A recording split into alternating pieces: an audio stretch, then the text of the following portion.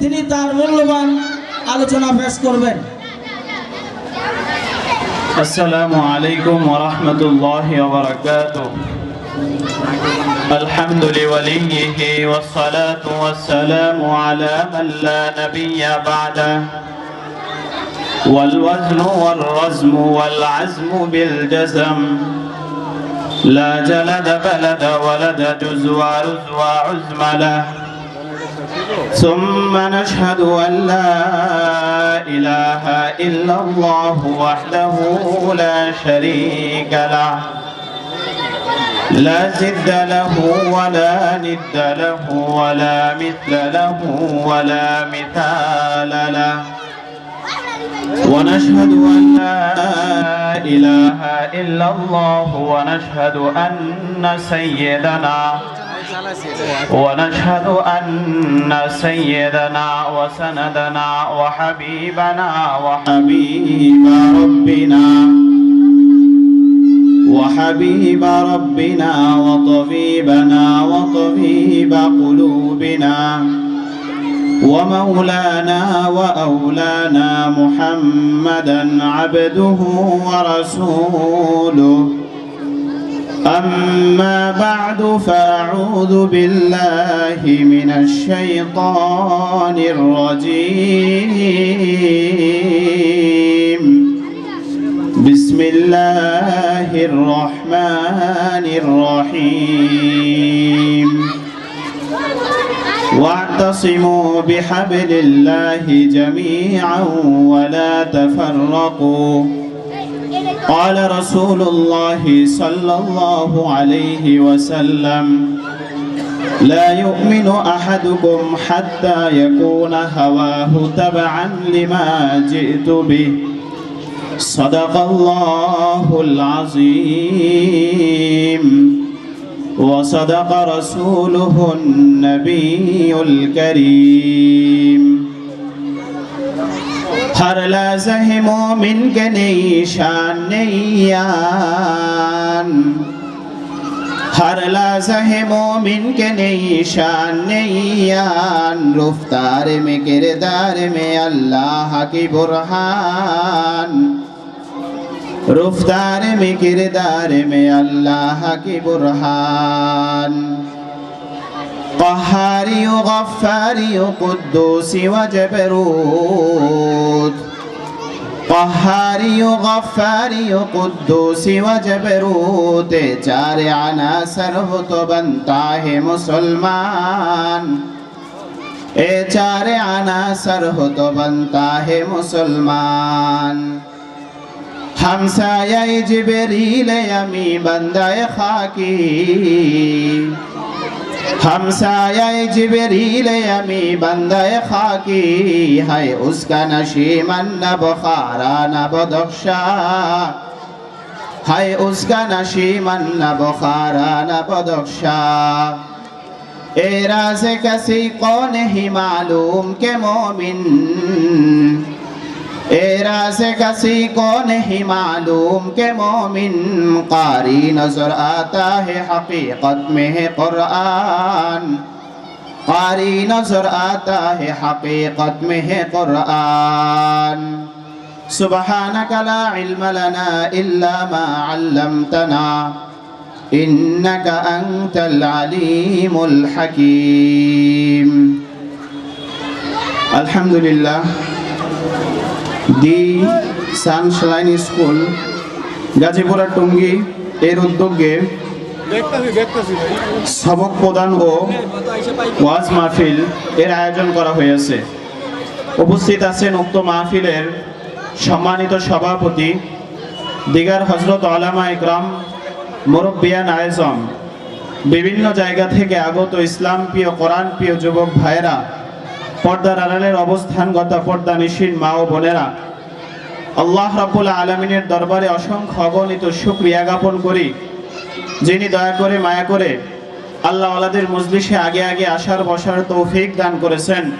দিল থেকে অন্তর থেকে কালিমাতুশ শুকর আদায় করি বলি আলহামদুলিল্লাহ।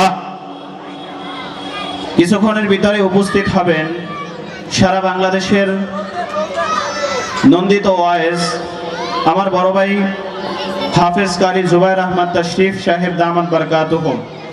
এর পূর্ব মুহূর্তে সংক্ষিপ্ত কিছু আলোচনা করব। কোরআনুল কারীম থেকে ছোট্ট একটি আয়াতে কারিমা তিলাওয়াত করেছি। আকায়ে নামদার তাজেদারে মদিনা সরকারে দো আলম নবী মুহাম্মদুর রাসূলুল্লাহ প্রত্যেকে বলেন সাল্লাল্লাহু আলাইহি ওয়াসাল্লামের অসংখ্য হাদিস থেকে বরকতের জন্য একটি হাদিস তিলাওয়াত করেছি। উক্ত আয়াত এবং হাদিসে আল্লাহ এবং তার রাসূল সাল্লাল্লাহু আলাইহি ওয়াসাল্লাম আমাদেরকে একটি বিশেষ ঠিকানা দিতেছেন যে আপনার আমার আসল বাড়ি কোথায়। অনেক জায়গায় যখন জিজ্ঞাসা করা হয় তখন তারা বলে আপনার আমার আসল বাড়ি হলো কবর জগৎ। আসলে কবর আপনার আমার আসল বাড়ি নয়। আপনার আমার আসল বাড়ি হলো সেই জান্নাতে। এটা কোরআনুল কারীমের ভিতরে আল্লাহ রাব্বুল আলামিন বলে দিয়েছেন, ওয়াতিলকাল জান্নাতুল্লাতী উরিসতুমুহা ওয়াতিলকাল জান্নাতুল্লাতী উরিসতুমুহা বিমা কুনতুম তা'মালুন। আল্লাহ রাব্বুল আলামিন কোরআনের ভিতরে বলতেছেন ওই যে জান্নাত, ওইটার ওয়ারাসাত, ওইটার মিরাস আমি আমার বান্দাদেরকে দান করেছি। বলেন সুবহানাল্লাহ। তাহলে ওইটার মিরাস, জান্নাতের মিরাস আল্লাহ রাব্বুল আলামিন আমাদেরকে দান করেছেন। কথার কথা আপনারা উদাহরণ দিলে বুঝবেন। আপনাদের গাজীপুরে কেউ ব্যবসা করার জন্য আসছে, তাকে যদি জিজ্ঞাসা করা হয় ভাই আপনার বাড়ি কোথায়, তার আসল বাড়ি যদি হয় সেই ফরিদপুর, রংপুর, বরিশাল যে কোনো এক জায়গা হোক না কেন, সে আগে তার বাবার বাড়ি বলে, যেখানে তার জন্মস্থান সেইটার কথা আগে বলে যে আমার বাড়ি হইল এরকমভাবে ফরিদপুর, রংপুর। তারপরে বলে যে হ্যাঁ গাজীপুরেও আমি একটা বাড়ি করেছি। তো বোঝা গেল যে প্রত্যেকের আগে আসল ঠিকানা দেয়। আপনার আমার বাবা হলো হযরত আদম আলাইহিস সালাতু ওয়াস সালাম। আমাদের বাবার বাড়ি ছিল জান্নাতে, সেই সূত্রে আমাদের বাড়ি হলো জান্নাতে। কবর আমাদের আসল বাড়ি নয়। কবর আমাদের আসল বাড়ি নয়। কবর হলো ক্ষণস্থায়ী একটা জায়গা। এবার আসেন, এই জান্নাত কোথায় আছে? এই জান্নাত কোথায় আছে? আল্লাহ রাব্বুল আলামিন কোরআনুল কারীমের সূরাতুন নাজমের ভিতরে বলে দিয়েছেন, ইনদা সিদরাতিল মুনতাহা ইনদাহা জান্নাতুল মাওয়া। আল্লাহ রাব্বুল আলামিন সিদরাতুল মুনতাহার পাশেই জান্নাতুল মাওয়া বানিয়ে রেখেছেন। বলেন সুবহানাল্লাহ। সিদরাতুল মুনতাহাটা কোথায়? সিদরাতুল মুনতাহা হলো এই দুনিয়া থেকে যে আমরা আসমান দেখি, এরকম আল্লাহ রাব্বুল আলামিন ৭টা আসমান বানাইছেন। এই ৭টা আসমান অতিক্রম করার পরে এই ৭টা আসমান যতটুকু দূরত্ব, ঠিক এই পরিমাণ দূরত্ব ওই ৭টা আসমানের পর থেকে ঠিক এই পরিমাণ দূরত্ব আছে।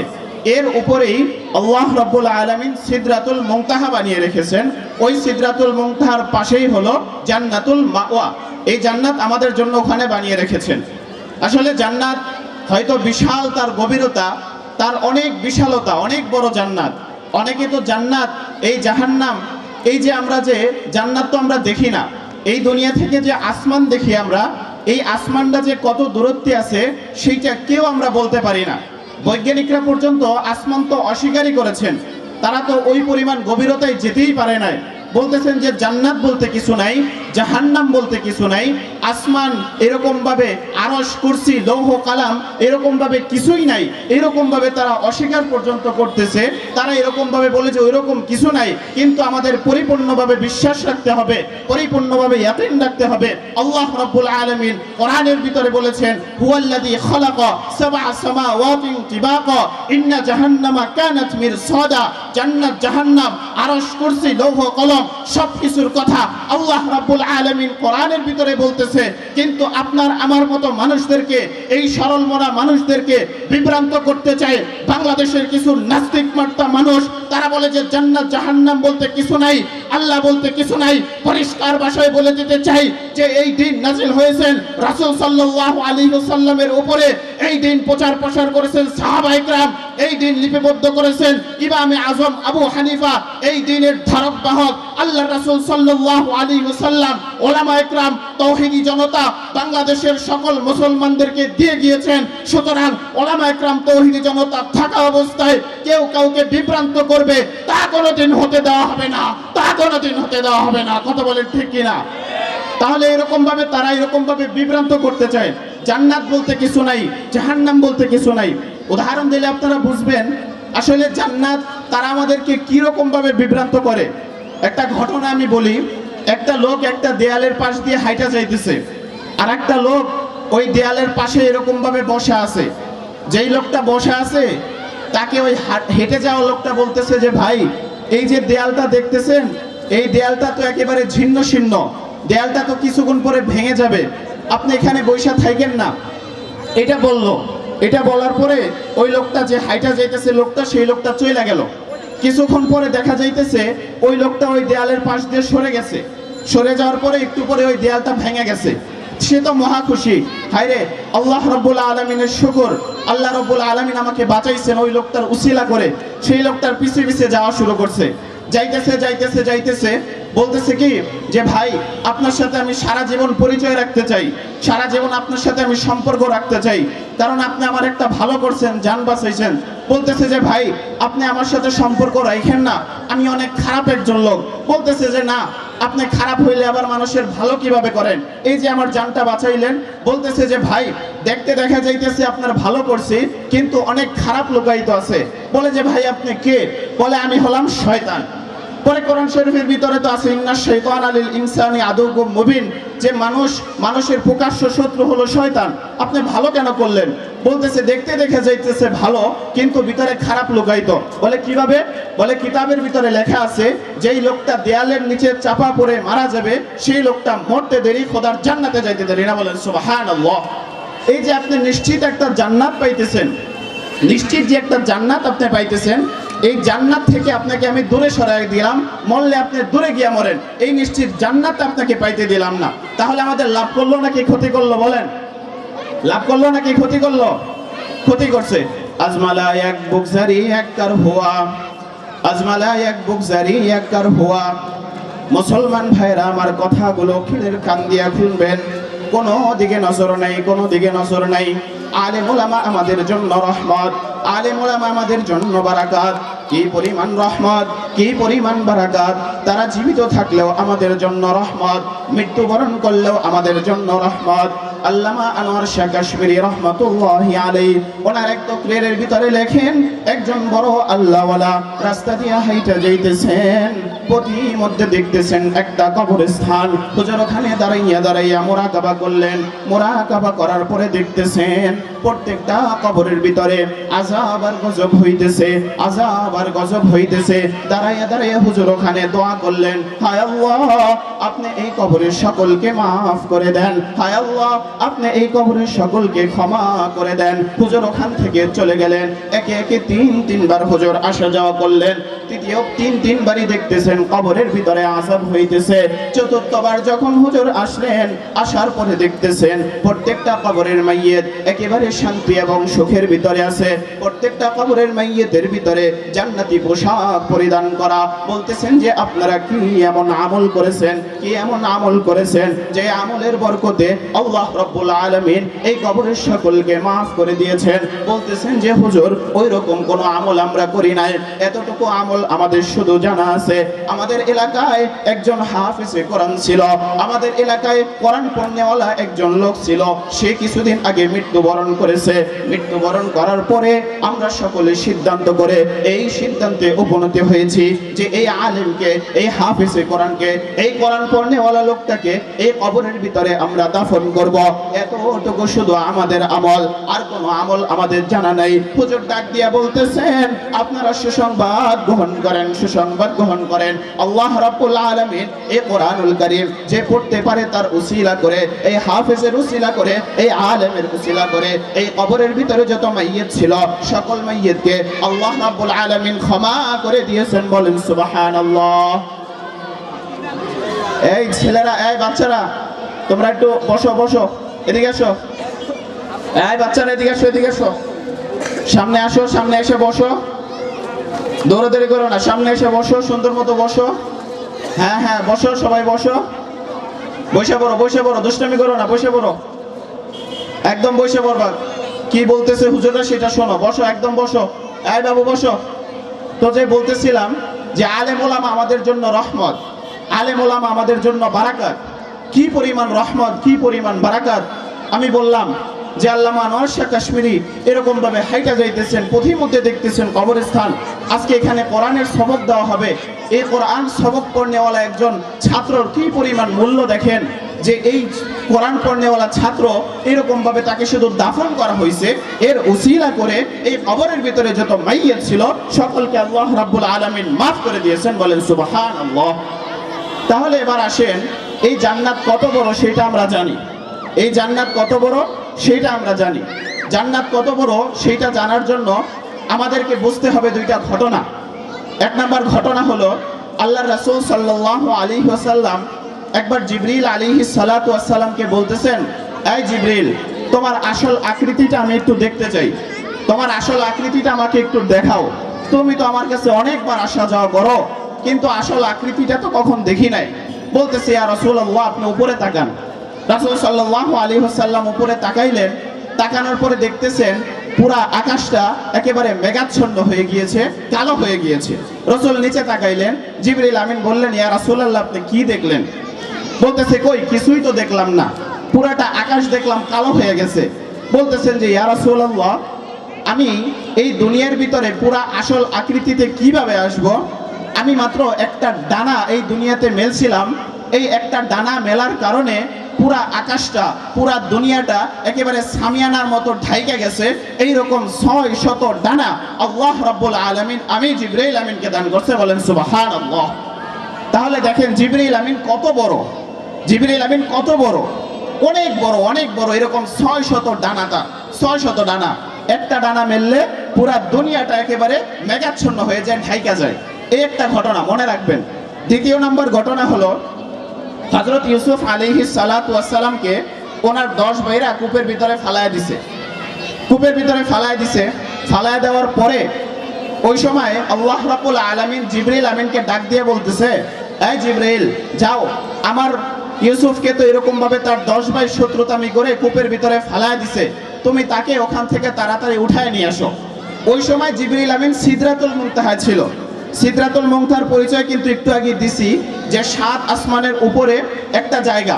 এই দুনিয়া থেকে আসমান পর্যন্ত 7টা আসমান, এই পরিমাণ দূরত্ব, আরো এরকম আরেকটা দূরত্ব ধরেন, তারপরে হলো সিদরাতুল মুনতাহা। ওই সিদরাতুল মুনতাহায় এরকম ভাবে এই জিবরাইল আমিন ওই সময় ছিল। জিবরাইল আমিন ছিল, থাকার পরে তাকে বলতেছে যে, যাও, তুমি এরকম ভাবে তাকে ওখান থেকে উঠায় নিয়ে আসো। তাহলে দেখেন, ওই সময় জিবরিল আমিন রওনা দিছে, রওনা দিয়া একেবারে এত দূরত্বে আসছে যে হযরত ইউসুফ আলাইহিস সালাতু ওয়াস সালামকে ফালায় দিছে। ফালায় দেওয়ার পরে ওই সময় তিনি রওনা কইরা তিনি তার পায়ের পাতা পানির ভিতরে লাগার আগেই হযরত জিবরিল আলাইহিস সালাম তাকে উঠায় নিয়ে আসছে, বলেন সুবহানাল্লাহ। এই পরিমাণ দূরত্ব ছিল তার, এই পরিমাণ গতি ছিল। এবার আসেন যে হযরত জিবরিল আলাইহিস সালাতু ওয়াস সালাম আল্লাহকে বলতেছে, আল্লাহ, আমি এরকম ভাবে জান্নাত ভ্রমণ করতে চাই। বলতেছে, না, জান্নাত তুমি ভ্রমণ করতে পারবে না। অনেক বলাবলির পরে বলতেছে, ঠিক আছে, তুমি ভ্রমণ করা শুরু করো। তিনি ভ্রমণ করতেছেন তো করতেছেন। এক পর্যায়ে জিবরিল আমিন আল্লাহকে ডাক দিয়ে বলতেছে, আল্লাহ, এই জান্নাত আর কতটুকু আছে, আর কত বড়? বলতেছে যে, জিবরিল, তুমি কতটুকু পর্যন্ত অতিক্রম করছো? বলতেছে যে, আল্লাহ, আমি তো এখনো পর্যন্ত এই মাত্র এরকম একটা পিলার মাত্র অতিক্রম করলাম, মাত্র একটা পিলারের কাছে আসলাম। আল্লাহ রাব্বুল আলামিন বলতেছেন, এই জিবরিল, এইরকম হাজার হাজার হাজার হাজার পিলার দিয়া আমি এরকম ভাবে জান্নাত সাজায় রাখছি, বলেন সুবহানাল্লাহ। এই পরিমাণ দূরত্ব, এই পরিমাণ বড় হইল জান্নাত। এবার আসেন সংক্ষেপ, যে জান্নাতে আমরা যাব কি করে? এই জান্নাত তো উপরে, আমরা বুঝলাম জান্নাত উপরে। 5টা আঙ্গুল দিয়ে আমাদের এরকম ভাবে একটা রশি ধরতে হবে। কথার কথা, একটা পুকুরের ভিতরে যদি একটা বাচ্চা পড়ে যায়, তাকে উঠানোর জন্য ওই বাচ্চাটাকে কিন্তু রশিটা মজবুত ভাবে 5 আঙ্গুল দিয়ে ধরতে হয়। ওই 5 আঙ্গুল দিয়ে যদি রশিটা ধরে, এক পর্যায়ে উপরে যারা থাকে তাকে টান দেয়, আর পিচ্ছে ওইটা এরকম ভাবে উপরে উঠে যায়। ঠিক তেমনি ভাবে আল্লাহ রাব্বুল আলামিন উপর থেকে আমাদের জন্য একটি রশি ফেলাইছেন। সকল মুফাসসিরিন ইকরাম একমত, হাবলুল্লাহি আল কোরআন। আল্লাহ রাব্বুল আলামিনের রশি হলো আল কোরআন। এই কোরআন নামক রশিকে যদি আমরা 5 আঙ্গুল দিয়ে ধরতে পারি, তাহলে এক পর্যায়ে আমরা জান্নাতে চলে যাব। 1 নম্বর আঙ্গুলের নাম হলো আল আকায়েদ। আমাদের আকীদা ঠিক রাখতে হবে। 2 নম্বর আঙ্গুলের নাম হলো ইবাদত, আমাদের ইবাদত ঠিক রাখতে হবে। 3 নম্বর আঙ্গুলের নাম হলো মুআমালাত, আমাদের মুআমালাত ঠিক রাখতে হবে।